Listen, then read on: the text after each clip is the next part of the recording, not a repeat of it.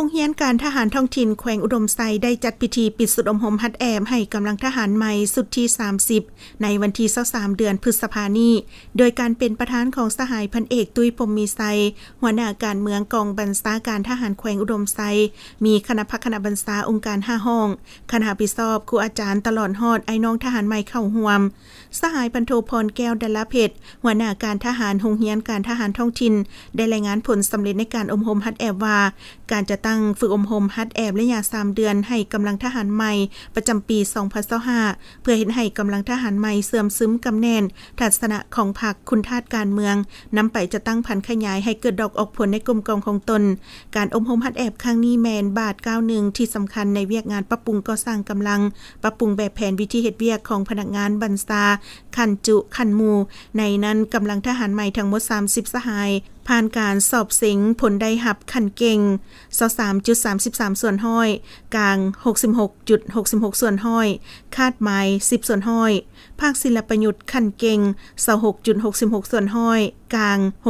63.33 ส่วนห้อยคาดหมาย10ส่วนห้อยภาคยุทธวิธีขันเก่ง 36.66 ส่วนห้อยกลาง 53.33 ส่วนห้อยคาดหมาย10ส่วนห้อยภาคระเบียบขันเก่ง10ส่วนห้อยขั้นกลาง 56.66 ส่วนห้อยคาดหมาย 13.33 ส่วนห้อยและภาคพละธิการเทคนิคขั้นเก่ง 16.66 ส่วนห้อยขั้นกลาง70ส่วนห้อยคาดหมาย 13.33 ส่วนห้อยเฉลี่ยผลได้หับ 88.4 ส่วนห้อยระดับคันดีจากนั้นในพิธีได้มอบใบยั่งยืนให้กำลังทหารใหม่ที่สำเร็จการอบรมฮัดแอบต่างหน้ากล่าวมอบโดยแมนสหายพันโทพรแก้วดาลเพชรหัวหน้าการทหารโรงเรียนการทหารท้องถิ่นและได้ซับซ้อนกำลังทหารใหม่ที่สำเร็จการอบรมฮัดแอบครั้งนี้ไปประจำการอยู่บรรดากรมกองตื่มอีก